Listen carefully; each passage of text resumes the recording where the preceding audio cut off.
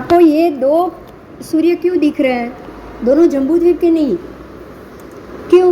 क्योंकि जम्बूद्वीप का होगा तो एक के सामने दूसरा होगा ऑपोजिट होगा। तो ये कहाँ का है?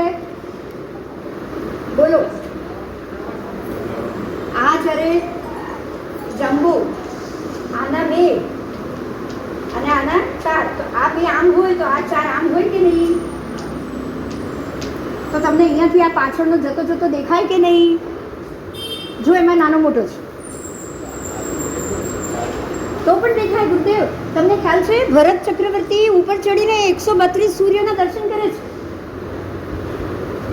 चक्रवर्ती भरत चक्रवर्ती वो चक्रवर्ती के वो जाते ना ऋषभकूट पर्वत पे चढ़ के 132 66 इस तरफ के 66 इस तरफ के सबके दर्शन करते हैं।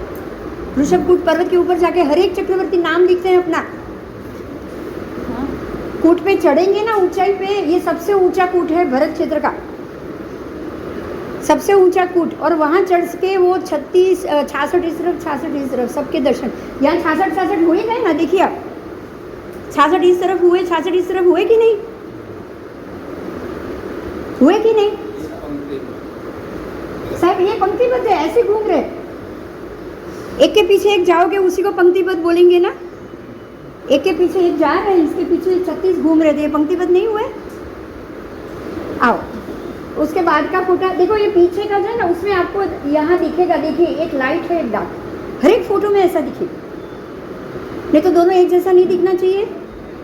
अच्छा, सूर्य जब दिखाई दे तब कोई ग्रह और दिखाई देता है, मतलब ये सूर्य ही है और कुछ है? दूसरा मुद्दा, ये सूर्य के अलावा कुछ और हो सकता है? अब देखो इसमें एक पीछे है गुरुदेव, ये प्रकाशवान है, ये नजीकनो है 50,000 योजन અને પેલો 1.5 લાખ યોજન,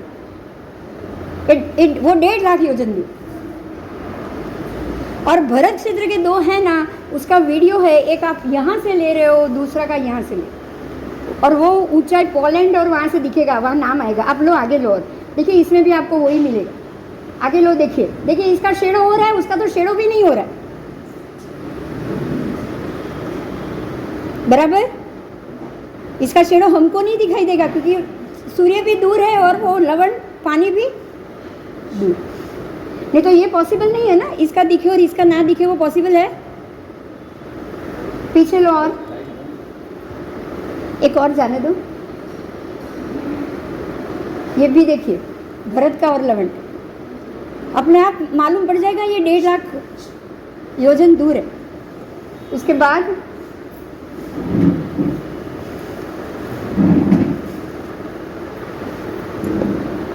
बाद में है कुछ, हाँ देखिए ये दोनों सूर्य प्रकाशित है, पर एक छोटा और एक बड़ा है, मतलब दोनों अस्त के समय का है, अस्त हो रहे दोनों, पर एक छोटा एक बड़ा है। देखिए इसमें भी दोनों एक नाप के नहीं, तो एक नज़दीक है और एक पीछे। अंधारा ज़्यादा है इसलिए उसका प्रकाश ज़्यादा दिख रहा है। ये बिल्कुल उतरने के समय का है, हाँ ये उतरने का समय ना, ये सूर्य नहीं, ये तो लाइटो છે આમ જ। આ બધા જેણે ફોટા લીધા હોય જોવા ગયા હોય ને, ગાડીઓ લોકોની ગાડીઓ જાય ને જોવા, અભી જવા દો। હા હા, નાનો નજીકનો જ નહીં, નાનો દૂરનો છે, નજીકનો મોટો છે, નજીકનો છે।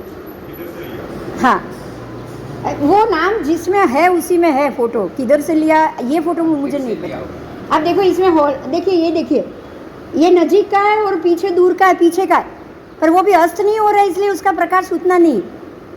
सूर्य अस्त होने के टाइम में ही ज़्यादा प्रकाश होता है, थोड़े से भी ऊपर आकाश में होगा ना तो ऐसा बीम दिखेगा, देखिए। और सूर्य के सामने सूर्य होगा तो ही दिखाई देगा, सामान्य ग्रह भी नहीं दिखाई देता, सूर्य के साथ में सूर्य ही दिखाई देगा और कोई ग्रह नहीं दिखाई देगा। और देखिए भी आगे इसमें हॉलैंड पोलैंड लिखा हुआ है, डेट भी लिखी हुई है, कौन सी डेट में लिया हुआ है, देखिए ये लिखा हुआ है, देखिए देखिए तारीख भी लिखी हुई है, 2 सन्स 2015, और हाँ 2015 में ये लिया हुआ है दोनों। ये देखिए ये बिल्कुल नज़दीक वाला है, वो बिल्कुल दूर वाला है। ऐसे साल में 3-4 बार दिखाई देते हैं, मतलब है वो कंफर्म। दो सूर्य की मान्यता आप लोग ऐसा समझो नहीं कि भाई कहाँ है, साइंस तो मना कर रहा है तो दिखेगा नहीं आकाश में। दोनों जम्बूद्वीप के नहीं है, दो इकट्ठे जम्बूद्वीप के नहीं। बराबर। अभी है एक दो फोटो कुछ वो जम्बूद्वीप का गोला, देखिए ये भी हॉलैंड और पोलैंड का, हॉलैंड का है और पोलैंड लिखा हुआ है, स्वीडन से दिखाया और ये पोलैंड से। वहाँ भी दो है, यहाँ भी दो, आपको यहाँ भी दो मिलेंगे, यहाँ भी दो मिलेंगे। अलग अलग तारीख से मिल रहे इसलिए ज़्यादा गैप है। एक ही तारीख होगी ना तो एक लाइन में आ जाएंगे, ये इसके पीछे अलग अलग तारीख के हिसाब से आगे पीछे होंगे ना, क्योंकि उनका घूमना भी तो एरिया बड़ा है ना उनका। કોનું આગળનાનું એકનું પ્રતિબિંબ દેખાશે, બીજાનું નહીં દેખાય। જુઓ એકનું તો દેખાશે ને, એક નજીકનું છે, ખરું મોટું ને જો, હા ના આ તો નાનું મોટું ઓલું થાય છે શેડો, આનું પ્રતિબિંબ બરાબર તમને દેખાય। પેલાનું પ્રતિબિંબ એનું પ્રતિબિંબ નથી, જો એનું પ્રતિબિંબ હોય ને તો આની જેમ ડોળાયેલું હોય, જો પાણી જોઈએ તો। આ બે ફોટા એ લોકોએ આ બાજુનો નહીં, આ ઉપરના જે છે ને એમાં તમે જો આ નીચેનું જ દેખાશે, એ ડોળાયેલું, આ ડોળાયેલું નથી પાછું, હોય તો આખું ડોળાયેલું સાથે ભેગું હોય। અને સ્વીડનથી લીધેલો, પેલો પોલેન્ડથી લીધેલો છે। આમાં એક વાદળાની અંદર છે ને એક દૂર છે એટલે આપણને એના વાદળા દેખાતા નથી, એટલે અમુક દ્રષ્ટિકોણથી તમે જોશો તો કંઈ આ મેટરો ખોટી નથી। અને આપણો તો શાસ્ત્રપાઠ છે, આપણે એમાં ક્વેશ્ચન શંકા કરવાનો કોઈ સવાલ જ નથી। હજી છે ને એક ઓલો જમ્બૂદ્વીપનો કાઢી લો सीधो। थोड़ा थोड़ा राहु की गति, इसकी गति फर्क, चंद्र की नियत है, राहु थोड़ा आगे पीछे, जैसे जैसे दोनों की गति में फर्क आएगा कांस्टेंट खोलता जाएगा। ऐसे ये मान लो कि ये चंद्र है, राहु ने ढक दिया है, धीरे धीरे खुलेगा तो चंद्र दिख रहा है, और धीरे धीरे वो वापस आ जाएगा तो अमास खुलेगा, अमास। ऐसे भी खोलता है ढकता है, ऐसे भी खुलता है ढकता है, ऐसे भी खुलता है ढकता है। और ये कभी भी चंद्र के नीचे से हटता नहीं। 5 प्रकार के राहु, पांचों के कलर अलग अलग, और आपको ब्लू मून भी दिखता है, कभी रेड मून भी दिखता है। क्यों? लाल पीड़ो वादड़ी सफ़ेद ने काळो, लाल पीड़ो वादड़ी मूल रंग, एक सफ़ेद અને એક કાળો। જે મૂળ રંગના પાંચે વિમાન રાહુના છે એટલે તમને આ અલગ અલગ મૂન પણ એટલે દેખાય છે। कभी ब्लू मून दिखेगा, कभी रेड मून दिखेगा, कभी वाइट दिखेगा, कभी ब्लैक तो अमावस को रोज दिखता है। बोलो, अभी आपके प्रश्न ले रही हूँ मैं, अभी प्रश्न ले रही हूँ। बराबर ये क्लियर हुआ? इसमें कोई प्रश्न है तो बोल दो। आपका समय हो 5 मिनट लो गुरुदेव, 10 मिनट प्रश्न। हाँ बस आराम थी, वांधो नहीं। लोक में सूर्य और चंद्र की संख्या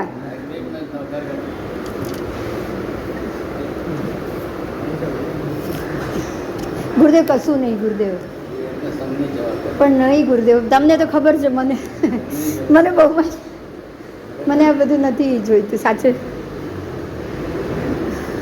आपकी जो ये सब्जेक्ट पे है ना पकड़ है और जिस तरह से आप समझा रहे हैं, ये बहुमान तो एक लोक व्यवहार का कारण है। धर्म में है ना आपको तो हम जितना साधुवाद दें वो बहुत कम है, और है ना आप हमारे जो ज्ञान में वृद्धि कर रहे हैं वो सबसे बड़ी बात है।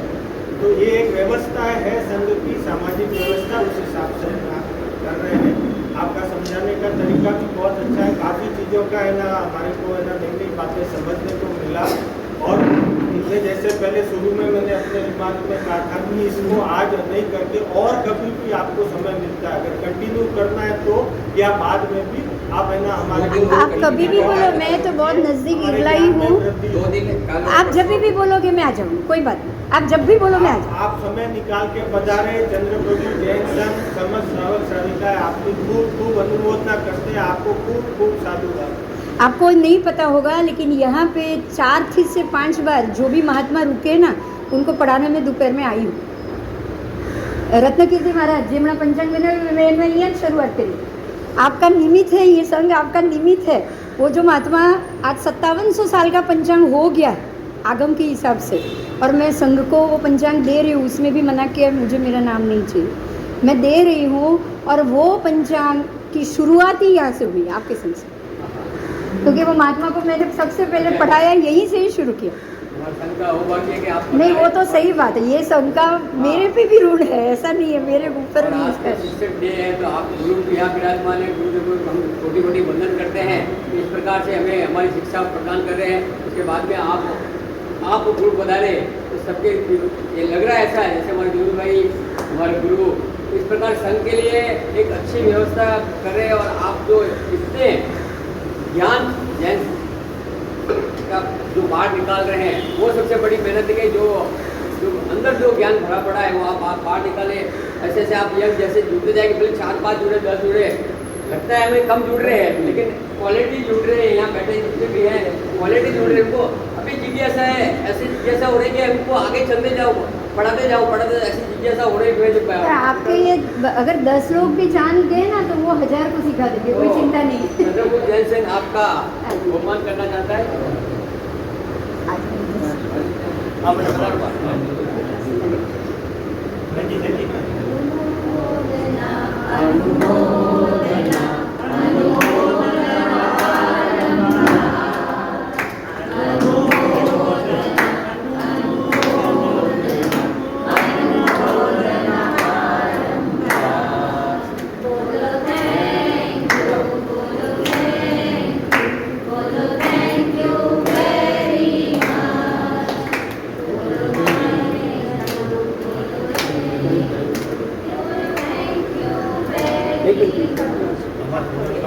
आप ही बता रही है नहीं, आप असिस्टेंट मतलब एक जरूर है, कोई सपोर्ट रहे। हाँ बता रही है ऐसे भी। अरे आप बता रही है करना या बाद में करना आप डिसाइड कर लेना।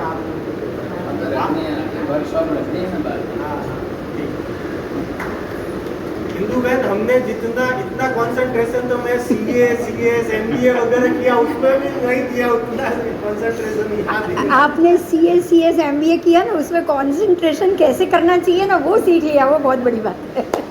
क्योंकि वही देखिए एक बात है, मैं मेरी भी बात करूँ ना, मैं छोटी थी ना तब से मेरे को बहुत जिद्दी कहते थे, बहुत जिद्दी। मैं इतनी जिद्दी थी ना पूछो ही नहीं। पापा गुस्सा करते थे, कभी कभी मार भी पड़ जाती थी लेकिन जिद नहीं छोड़ती थी। मुझे आज मालूम पड़ रहा है कि अच्छा हुआ मैं जिद्दी थी, अगर जिद्दी नहीं होती तो यहाँ तक पहुँचती नहीं जुड़े। तो हमारी जो चीज़ है ना हमें बहुत काम आ जाए, ऐसा मत सोचिए आपका वो पड़ा हुआ ही आज आपको काम।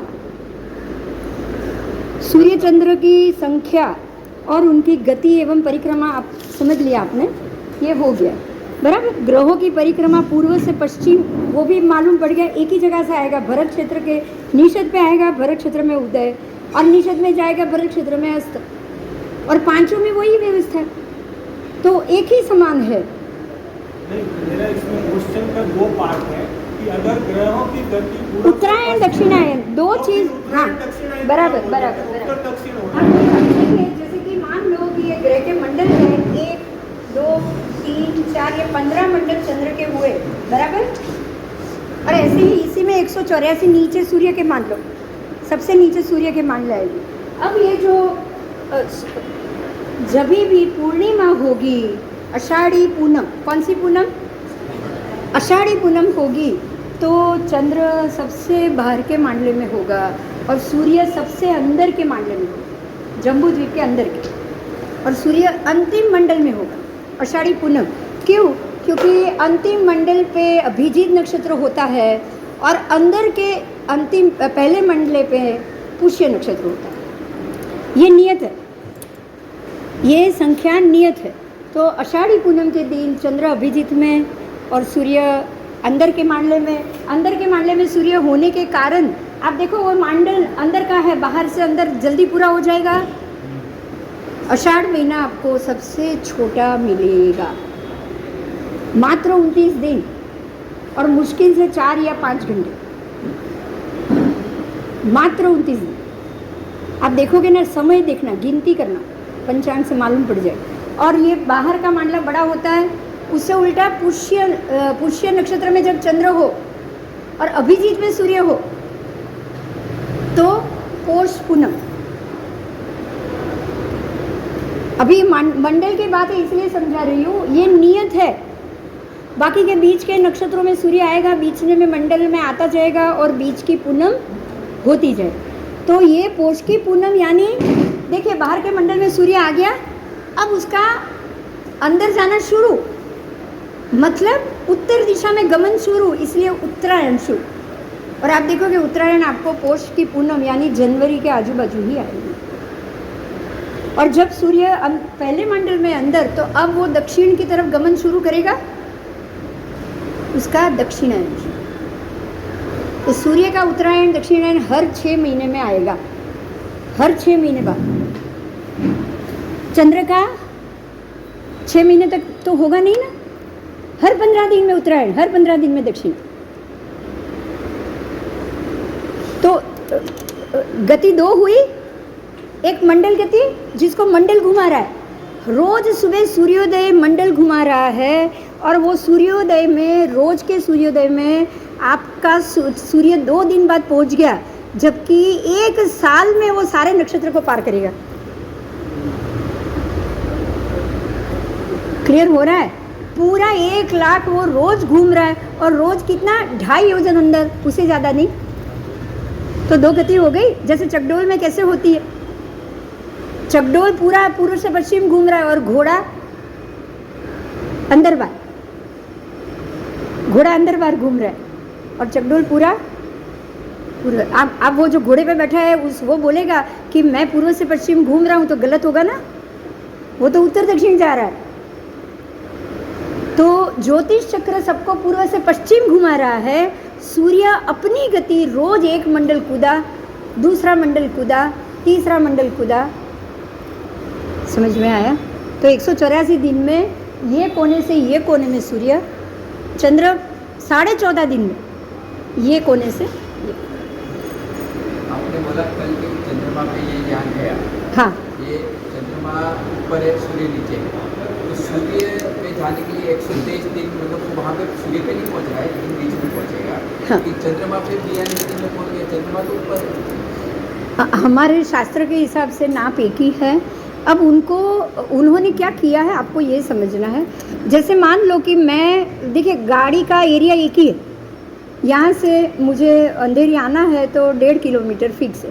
अगर मैं गाड़ी की स्पीड, मुझे अगर ये सोचूं कि ये 1 नहीं 1.5 नहीं है 15 किलोमीटर, मेरे दिमाग में अगर ये बात आए कि ये 15 किलोमीटर दूर है, तो मैं किसी चीज़ को भेज रही हूँ। देखिए मैं नहीं जा रही, मैं जाती तो मुझे मालूम पड़ जाता कि मैं एक ही स्पीड से वहाँ नहीं पहुँच सकती। आप उस हिसाब से नीचे से उसकी स्पीड सेट करो। आप यान को भेज रहे हो ना, आपने यान सोच लिया कि ये बहुत ज़्यादा ऊपर है।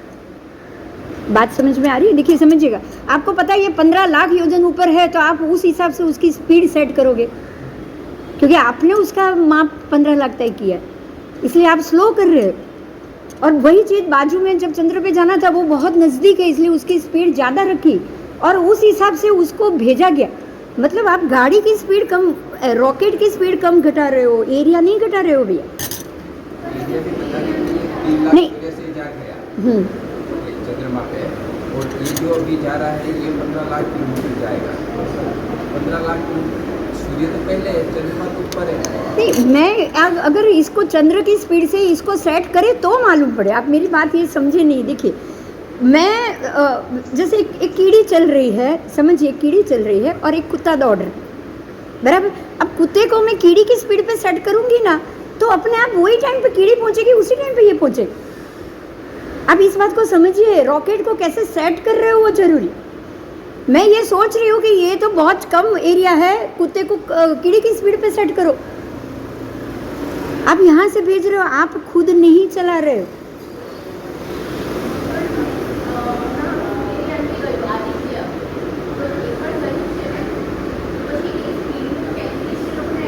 એટલે જ એ લોકો સૂર્યને વધારે દૂર માને છે બેન। હું આજ કહી રહી છું, તમે એને વધારે દૂર માનશો એટલે તમે એની સ્પીડ એ રીતે સેટ કરશો। दूर वस्तुने વધારે સ્પીડથી સેટ કરશો તો બી સરખા દિવસમાં પહોંચશે, નજીકની વસ્તુને ધીરા સ્પીડથી સેટ કરશો તો બી નજીકમાં પહોંચશે।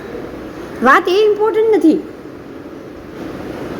અચ્છા, એ લોકો તો પૃથ્વીની સાવ બાજુમાં ચંદ્રને માને, તો ક્યાંથી 1.5 મહિનો લાગવો જોઈએ? પહેલાં આ પણ વિચારો, મંગળને 1.5 મહિનો લાગ્યો તો કે નહીં? हाँ, चंद्र नजदीक है कि सूर्य नजदीक? सूर्य सबसे पहले नज़दीक है, सूर्य सबसे पहले है, उसके बाद चंद्र है, उसके बाद नक्षत्र। इसीलिए आप देखिएगा, आपको सूर्य नीचे हो ना तब नक्षत्र दिखाई नहीं देता, लेकिन चंद्र नीचे है तो ऊपर के नक्षत्र के तारे दिखाई देते। मैं तो स्पीड की बात नहीं कर रहा था, मैं ये बोल रहा था कि ये 3,84,000 गया और ये 15 लाख किलोमीटर जा रहा है। आपको पता है, आपको पता है, आप जैसे हमने ये माना कि जम्बू द्वीप 1 लाख योजन और उसकी परिधि 3,15,000 योजन। आपको मैं ये वेदांग बताऊं ना, ज्योतिष में आप मत्स्य पुराण और वो पुराण पढ़ोगे ना, उन्होंने पूरे 2.5 द्वीप की परिधि 27 लाख तय की। 2.5 द्वीप की परिधि 27 लाख, उसमें 9 लाख जम्बू द्वीप की परिधि। अच्छा, एक ही सूर्य, उन लोगों ने एक ही सूर्य बताया, एक ही चंद्र बताया, एक ही सूर्य। ये लोग एक ही सूर्य क्यों कह रहे हैं? इसी के कारण कह रहे हैं। अब आप ये सोचिए, एक ही सूर्य है और पूरे 2.5 मतलब 7 द्वीप 7 समुद्र माने उन्होंने, 7 माने।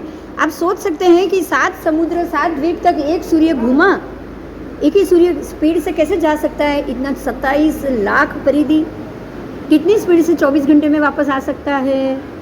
मतलब क्या है पता है? कौन से शास्त्रों में क्या लिखा है? आपको ये कुछ, अब आपको, आपके ऊपर है, आप कौन सी चीज़ को ले रहे हो। हर एक में अलग मिलेगा, साइंस का गणित अलग मिलेगा। और आप ये जो हनुमान चालीसा जो रोज पढ़ते होंगे, सुनते होंगे ना, 1 लाख योजन तनु भानु, उन्होंने 1 लाख योजन पे सूर्य बताया। उनके हिसाब से तो सूर्य 1 लाख योजन ऊंचाई पे, हमने 800 योजन बताया, वो लोग तो ग्रह मंडल 1 लाख और सूर्य के बाद चंद्र 1 लाख योजन। मतलब मेरा कहना यही है कि आपको गति चाहे कितनी भी अलग अलग मिले, मुझे कोई रॉकेट छोड़ना है, मैं ये मत्स्यवेद जैसा है। आपने अर्जुन का मत्स्यवेद देखा था कि नहीं? मछली की स्पीड के ऊपर है, आपने स्पीड घटा दी तो ज़्यादा समय लेगा, और स्पीड बढ़ा दी, आपको 27 लाख योजन की परिधि करनी है तो आपको स्पीड बढ़ानी ही पड़ेगी, फिर ये सूर्य की स्पीड नहीं चलेगी बराबर। यही तो बात है, यहाँ कैसे चलेगा? आप सोचो, इसी में इसके सूर्य चंद्र कितनी परिधि घूमनी है उसको? 1 लाख, 1 करोड़, 1.5 करोड़ की परिधि घूमनी है। कैसे 24 घंटे में, 48 घंटे में सूर्य कैसे वापस आ सकता है? उसकी स्पीड कितनी होगी? जम्बू का सूर्य 3 लाख घूम रहा है, ये पुष्कर द्वीप यहीं पे घूम रहे हैं, तो बाकी के जो एरिया में वहाँ पे नहीं है सूर्य चंद्र है ही नहीं। मनुष्य, जरूरत ही नहीं है वहाँ पे, जरूरत किसको है? और ये तो प्रकाश, प्रकाश तो आपको यहाँ से इसका भी प्रकाश दिख रहा है, लाइट की कोई मर्यादा नहीं। आप कितनी भी दूर हो, आप कितना देख सकते हो वो इम्पोर्टेंट, बाकी लाइट की कोई मर्यादा है? बताओ। 50,000 फुट पे रात को भी विमान उड़ेगा ना, उसकी लाइट आपको दिखाई देती कि नहीं? तो सूर्य प्रकाशित हो इतने लाख योजन दूर, यहाँ का सूर्य भी आपको भरत की ऊंचाई पे चढ़ोगे तो दिखाई देगा, क्योंकि वो तो लाइट है, एक प्रकाश फेंक रहा है। हम नहीं देख सकते, अलग बात, हम नहीं देख सकते। चक्रवर्ती देख सकते, चक्रवर्ती का खाना भी अलग होता है, उनका पीना भी अलग होता है, उनकी सब चीज़ अलग होती है। ભારતના 6 ખંડ છે, એ 6 ખંડમાં આર્ય અનાર્ય બધા છે, બધા જ આર્ય, ખાલી 25.5 જ આર્ય દેશ। આ વાત, ત્રીજા ખંડમાં પણ આર્ય દેશ છે। આ વાત બહુ મહત્વની છે। ખાલી આર્ય દેશ મહત્વનું નથી, માત્ર આર્ય દેશ મહત્વના नहीं है। 8 प्रकार के आर्य है, मद आर्य, कुल आर्य, जाति आर्य। मुझे 8 लाइन से तो याद नहीं होगा, मैं ढूंढ के दे दूंगी आपको। भगवती सूत्र का ये पाठ है, 8 चीज होनी चाहिए, वही आर्य है। बाकी आपको मद भी होना चाहिए आर्य का, मैं आर्य हूँ, परमात्मा की बात ही सही है, ये मद होना चाहिए, नहीं तो आप आर्य नहीं हो। समझ रहे हो? कुल आर्य, कुल से भी आर्य होना चाहिए। कुल आर्य का मतलब ही आर्य देश में जन्म होना चाहिए। मैं आर्य देश में आके रह जाऊं वो अलग बात है, रहने से मोक्ष नहीं आएगा। तो अनार्य देश में आर्य गए होंगे, उसका मोक्ष हो सकता है, मगर अनार्य के देश का यहाँ जन्मा हुआ होगा, उसका मोक्ष नहीं हो सकता। कुल आर्य जरूरी, कुल आर्य बहुत जरूरी। अगर अनार्य देश में गए और वहाँ से आपका मोक्ष का समय आएगा, कोई भी देव आपको उठा के ला के रख देगा आर्य भूमि में, आपको पता भी नहीं चलेगा, ये उनका काम। આપણે આપણે હમણાં મધ્યખંડમાં અને પહેલા ખંડમાં છીએ. આપણે મધ્યખંડના વચના મધ્યખંડે જંબુદ્વીપે અસ્મિન જંબુદ્વીપ મધ્યખંડ ભરત ક્ષેત્ર એટલે ભરતના 6 ખંડમાંથી પહેલો ખંડ આવે આપણો. પહેલો ખંડ મધ્ય એ પહેલો જ કહેવાય. આપણો ખંડને જ એક નંબર આપ્યો છે શાસ્ત્રોએ. તો બીજા ત્રીજા ચોથામાં આર્ય દેશ હશે. બીજા ત્રીજા ચોથા ખંડમાં ન હોય આર્ય દેશ. ખંડ એક જ મધ્યખંડમાં જ 25.5 આર્ય દેશ બસ. બાકી ક્યાં આर्य देश है नहीं. भूमि बहुत इम्पोर्टेंट है. आज आप देखोगे चाइना कच्चे जानवर खाने का मन क्यों हो रहा है उनका, क्यों हो रहा है? भूमि जैसी भूमि वैसे, जैसा पानी जैसी भूमि वैसा अन्न हम बोलते हैं ना. જાપાન હમણાં 5મા ખંડમાં છે. जापान ऊपर गયું. ચોથા. ऊपर हाँ. ચોથો નહીં આ પાંચમો જ આવશે. 1 2 3 4 ચોથામાં જાપાન ચોથા ખંડ. જાપાન નહીં ચાઇના. જાપાન 5મામાં. ગંગા નદી જે છે એ દરેક ભરતખંડમાં છે ગંગા નદી. તો હવે જો આ નકશા પ્રમાણે આપણે જોઈએ છે તો આ છે બરાબર. પછી અહીંયાથી કેવી રીતે ગંગાના 14,000 ફાંટા છે. 14,000 ગંગાના ફાંટા, 14,000 સિંધુના ફાંટા. પણ એને ગંગા અને સિંધુ તરીકે માત્ર આપણે જ જાણીએ કારણ કે આપણી પાસે જ શાસ્ત્રપાઠ છે. એ લોકો પાસે શાસ્ત્રપાઠ નથી. એમની પણ તમે આમાં મને ડ્રો કરીને બતાવશો કે મને ડ્રોમાં જે મૂળ છે ને પદ્મદ્ર છે ને બેન, પદ્મદ્રથી ગંગા આવે છે. આ તમારું ભરત છે. પદ્મદ્રથી ગંગા પડે અને અહીંયાથી સીધી નીચે ગંગા કુંડમાં પડે. જે ઉત્તર ધ્રુવમાં છે ને નીચે ગંગા કુંડ છે એમાં ગંગા નદી પડે અને ત્યાંથી અહીંયા નીકળે આ ખંડ પ્રપાત વૈતાઢેમાં. તો અહીંયા પડી અને અહીંયા નીકળે ને અહીંયા સુધીમાં એના 7,000 ફાંટા એ થાય પણ અને અહીંયાથી આ બાજુ 7,000 ફાંટા. આટલી ઘટના કેવી રીતે થશે? કારણ કે પહેલા અમે લોકો જે શીખ્યા છે ને એ ફ્લેટમાં શીખ્યા છે. તમે ફ્લેટમાં શીખ્યો સેમ વસ્તુ આ જ રીતે સેમ ટુ સેમ. પણ અહીંયા અલગ પડશે ને કે આ ગંગા અલગ નહીં એક જ પડવાનું, કોઈ ફરક જ નથી. સિમિલર. કેવી રીતે આનું પાણી કેવી રીતે એમાં જશે? શેમાં પાણી શેમાં જાય? ગંગાનું આપણે જોયું આવે ફાટા પડ્યા અહીંયા બધું પ્રપાતા થયું અહીંયા વહેતા નહીં પડે બરાબર. પછી ઓલામાં કેવું હતું કે અહીંયાથી ઓટોમેટિક લવણ સમુદ્રમાંથી આમ જઈને તમે અહીંયા તમને લવણ બાજુમાં છે હા સમજ. એટલે અહીંયા તમારા બે અલગ દ્વીપ થઈ ગયા છે. હા એ એટલે અહીંયાથી પાણી આમાંથી જ નીકળીને આ કાલોદધીમાં જાય. આનું પાણી કાલોદધીમાં, આનું પાણી વિચારો જી. હા હજી પેલામાં અર્ધ પુષ્કરમાંથી થઈને પેલા પુષ્કર સમુદ્ર. પછી અલગ નદી હશે ને એક જ ગંગા અલગ અલગ માંથી નહીં જઈ શકે એ ફાટા અલગ તમે પહેલાં એક વસ્તુ વિચારો, પહેલાં એક મુદ્દો વિચારો. અર્ધ પુષ્કર મનુષ્ય ક્ષેત્ર, અર્ધ પુષ્કર મનુષ્ય ક્ષેત્ર નથી પણ ત્યાં પાણી અને પાણીના જીવો તો છે જ. અને આપણી આ 2.5 ફીટની બહાર પાણી પણ છે, હજાર યોજનના માછલા પણ છે, પાણીના બધા જ જીવો છે. એટલે તમે એમ કહો કે આ અહીંયાથી અર્ધ પુષ્કરની બહાર ના નીકળી શકે પોસિબલ જ નથી. એટલે આ જ નદી બધે જ પહોંચે. અહીંયા જશે ગંગાનું પાણી આ સમુદ્રમાં જશે, અહીંનું પાણી પુષ્કરવર્ધિતમાં જશે, આનું કાલોદધીમાં જશે. નદીના વહેણ કેટલા છે ખબર છે? સીતોદા 5 લાખ નદીઓ. સીતોદાના 14,56,000 નદી ખાલી જંબુદ્વીપની છે. પેલાની પણ એટલી જ થવાની, સરખી થવાની, ખાલી સાઈઝ મોટી. તો 14,56,000 નદીને લવણ મળી ગયું અહીંયા ચારે બાજુ મળ્યું છે. આને 4 બાજુ નથી. જો હા તમે હવે પૂરું કરી દો. ખાલી અહીંયા 4 દ્વાર અહીંયા જ છે રાઈટ. અહીંયા 4 દ્વાર ક્યાં છે ખબર છે? એક અહીંયા, એક અહીંયા, એક અહીંયા. આના 4 દ્વાર નથી.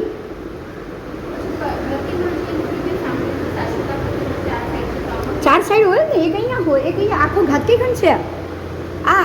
પહેલાં તો એક મુદ્દો મેં તમને પહેલાં કીધું એ વિચારો. આટલી મોટી 13 લાખની પરિધિ હોવા છતાં પૂર્વ ઘાતકીખંડ માત્ર 8 લાખ યોજનનું કીધું. ભગવાન ભૂલ કરી શકે એવી? ઈશુકાર પર્વત. હા ઈશુકાર પર્વત બધા વેગ છે કે પછી એ બધી હવે તો હું જઈને જોઈ હોઉં એની મને નથી ખબર. કોઈ કેવડી કોઈ અવધિજ્ઞાનીને દેખાય તો પૂછી લેજો. એ હવે હું એમ આમાં કોઈ વસ્તુ મારા મગજની નથી નાખતી પહેલાં. બીજું કોઈ કારણ નથી. હું મારા માઇન્ડથી હું નથી કહી રહી એટલે હું એનો જવાબ નહીં આપીશ. અલગ એટલે અલગ, તમે કહો છો અલગ, પણ આ શાસ્ત્ર પાઠ છે બેન. હું એમ કહીશ કે કારણ કે તમે પેલા 8 લાખની પરિધિને નહીં ભૂલો, આ 4 લાખ પરિધિને નહીં ભૂલો. હું એટલું કહીશ બસ. બરાબર લોજિક બેસે છે. હા, તમારા સૂર્યચંદ્ર આ જ રીતે ફરી રહ્યા છે. દરેકે દરેક 5 ભારતમાં એક જ સમયે દિવસ પોસિબલ જ નથી પેલી રીતે. એ પાઠ પછી શેમાંથી આ તમે આગમ શાસ્ત્રમાંથી કહ્યું છે, તો એ જે છે આપણે શંભુ કલાને જે છે પ્રેક્ટિકલ કયા શાસ્ત્રમાં હજી તો નીચે તો હજી મેં તમને કરાવ્યું જ નથી. નીચે તો જે આનાથી બી મોટી વાત છે, હજી આનાથી મોટી વાત છે. ખાલી મુદ્દો આપી દઉં છું, હવે બીજી વાર આવીશ ને ત્યારે, કારણ કે એટલો તો ટાઈમ રહેવાનો જ નથી. માત્ર સમજો, આ તો તમારી આમ થઈ હેલિકોપ્ટર વ્યૂ જુઓ. નીચે શું છે ખબર છે બેન? આ જેટલા સમુદ્રો છે ને, આપણે માં ખાલી બધા 1000 યોજન ઊંડા કીધા. તમે ભણ્યા છો એટલે તમને ખબર છે. હવે તમે વિચારો, છેલ્લો સ્વયંભૂ રમણ સમુદ્ર આવો હશે, અસંખ્ય યોજન પહોળો અને ખાલી 1000 ઊંડો. એટલે છાલ્યું છે, હું એમ પૂછું, ડીશ છે? પણ વિચાર્યું કોઈ દિવસ? અચ્છા, 1000 યોજનના માછલા, 1000 યોજન ઊંડો સમુદ્ર, માછલું ડૂબશે, તરશે, શું કરશે? કલ્પના તો કરો. અને બીજો પાઠ એ છે કે લવણની જેમ જ બધા સમુદ્ર સમજવા. હવે તમને ખાલી મુદ્દો આપીને જોઉં છું. જો જેટલા સમુદ્ર પાઠ છે, આ પણ પાઠ છે લવણ સમુદ્રનો, પન્નવણા સૂત્ર અને જીવા વિગતનો. દરેક સમુદ્ર જેટલા પહોળા છે ને, એના અડધા ગોતીર્થ છે બધામાં. ગોતીર્થ સમુદ્રમાં, દરેક સમુદ્રમાં ગોતીર્થ હોય. ગોતીર્થ ગાયને પાણી પીવાની જે જગ્યા છે ને, ગોતીર્થ કહેવાય. ગોતીર્થ એટલે શું? તો કે સમજો આ લવણ 2 લાખ પહોળો છે ને, 1 લાખ ઊંડો ગોતીર્થ, 1 લાખ ઊંડો, 90,000 ઊંડો, 10,000 સીધો નીચે અને 90,000 પાછો બહાર, 95,000 ઊંડો, 10,000 સીધો, 95,000 બહાર. હવે આ સમુદ્ર 2 લાખ પહોળો તો અડધો ઊંડો થયો. કાલો નદી કેટલો છે? ડબલ. તો કેટલો ઊંડો? આનાથી ડબલ. એના પછીનો 8 લાખ, 4 લાખ ઊંડો. નીચે જમીન. હવે તમને સમજાશે કે જે મેં તમને કીધું હતું, એક રજ્જુનો તિર્યક. સમજાય છે હવે? આ અર્ધ રજ્જુ, નીચે અવકાશ અંતર. એટલે આ બધા સમુદ્ર તમારા કેવી રીતે જશે? તો કે આ સમુદ્ર આટલો ઊંડો, પછી પાછો દ્વીપ, ઘાતકીખંડ, પછી આટલો ઊંડો. સમજાય છે? પછી પાછો દ્વીપ, પાછો આટલો ઊંડો. એમ આ ઊંડો ઊંડો ઊંડો ઉતરતા ઉતરતા છેલ્લો અહીંયા સુધી ઊંડો સ્વયંભૂ રમણ. પછી ત્યાં નીચેની ભૂગોળ. અને એના હું પાઠ સાથે કહીશ, હું પાઠ આપીશ. હું પાઠ વગર કાંઈ નહીં. રત્નપ્રભા નારકીમાં આપણે શું કરી દીધું ખબર છે? જે પેલા પાતાળ કળશ છે ને, એને રત્નપ્રભા નારકીની અંદર ઉતારી દીધા. 1 લાખ યોજનના પાતાળ કળશ. હવે તમે વિચારો, रत्नप्रभा नारकी के अंदर ना पृथ्वी का है, ना अपकाय है, ना अपकाय के जीव है. औदारिक મેં પહેલાં જ કીધું 2 દિવસ પહેલાં, કશું જ નથી, કશું જ નથી. રત્નપ્રભા પૃથ્વી અને સાતે સાત નારકી, પુષ્પ ભરી છાબડી કી તરહ. પુષ્પ ભરેલી છાબડી કરંડીઓ ઉપરથી બંધ હોય. તમે બધાને ગિફ્ટ આપો ને, એક બોક્સમાં બીજું બોક્સ, એમાં ત્રીજું બોક્સ, એમાં ચોથું બોક્સ, બહારનું કવરિંગ, ટોટલ અવકાશાંતર. એની અંદર ઘનોદધી, એની અંદર તન્વાત, પછી ઘનવાત, અને સૌથી અંદર ઘનોદધી. એની અંદર તમારી નાની રત્નપ્રભા નારકી. 1,80,000 જ રત્નપ્રભા નારકી. એક રજ્જુ રત્નપ્રભા નારકી છે, તો 1,80,000 રત્નપ્રભા નારકી અંદર છે. એની ઉપરનું કવરિંગ આવ્યું ખાલી 20,000 યોજન બહારનું ઘનોદધી, પછી અસંખ્યાત યોજન તનોદધી, પછી તન્વાત, પછી અસંખ્ય યોજનનું. ત્યારે એક રજ્જુની પૂરી થઈ. સાતે નારકી પુષ્પભરી છાબડીની જેમ, સાતે નારકી. તો રત્નપ્રભાની ઉપર અડધા યોજન અર્ધ રજ્જુ અવકાશાંતર આવે કે નહીં? એ અર્ધ રજ્જુ અવકાશાંતરમાં છેક સુધી સ્વયંભૂ રમણ સમુદ્ર આવી ગયો. સમજાયું? એટલે તિર્યક લોક એક રજ્જુનો થઈ ગયો. હવે તિર્યક લોક એક રજ્જુનો માનસો. મજા આવી ગઈ મને આજે, એમને જાણકાર હતા ને એટલે મને બહુ મજા આવી ગઈ. ઊંચાઈની છે, હા ગુરુદેવ, પર્વતની છે, હું હવે આખું અહીંયા એક જ મિનિટ. એક રાજલોક તો થઈ પહોળાઈ થઈ. હા ઉપર 14 ગુરુદેવ 14 રાજ છે ને એ ઊંચાઈ જ છે. 14 રાજ પહોળાઈ નથી. પહોળાઈ તો 7 જ રજ્જુ છે. 14 રાજ ઊંચાઈ છે, એમાં એક રજ્જુ નથી રહેતું. અને એક રજ્જુનો જો તિર્યક લોક હોય, હું આખું ઘૂસીને તમને અહીંયા કરીને આપું, 4-5 બી ડ્રોઈંગ થશે, બહુ સરસ થશે. કરી દે. જો આ એક રજ્જુ, માની લો કે આખો એક રજ્જુનો આખો બોર્ડ જ એક રજ્જુનો તિર્યક લોક છે, બરાબર. અહીંયા તમારો આ આવશે જંબુ. જંબુથી આ નીચે અડધો રજ્જુ, ઉપર અડધો રજ્જુ, રાઈટ. અહીંયાથી અડધા રજ્જુમાં આપણે લઈએ પહેલા લવણ, પછી પાછો ધાતકી કંઠી. હવે આવશે કાલુ બધી વધારે ઊંડો, પછી આવશે પુષ્કર રજ્જુ. હવે આવશે એનાથી વધારે ઊંડો. સમજાય છે આગળ આગળ? હા. હવે આમાં મુદ્દામાં મેઇન મુદ્દો શું છે? બરાબર આની નીચે આ તમારું આમાં 1000 યોજનનું શું આવશે? અહીંયા ઉપર જ આવી ગયો 1000 યોજનનો ઉદ્વેગ. કેમ કે આ બધું અવકાશ અંતર છે. આ શું છે? ખ્યાલ આવે છે? આ બધું રત્ન પ્રમાણનું અવકાશ અંતર કીધું. જો આ બાજુ બી સેમ જશે ને, લવણ જશે ને આ બાજુ બી, આ બાજુ બી સેમ આવશે ને.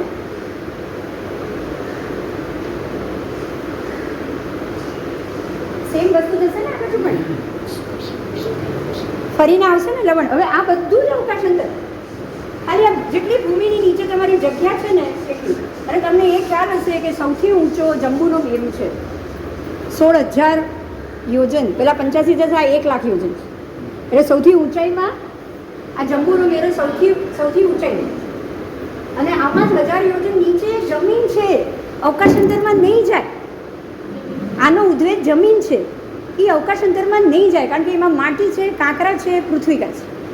સમજાયું? હવે જે આમાંથી 1 લાખ યોજનના જે કળશ છે ને, પાતાળ કળશ, એ પણ માટી ને પથ્થર જ છે, પૃથ્વીકાય છે, આપણી માટી. આની અંદર પાણી, વાયુ જે પણ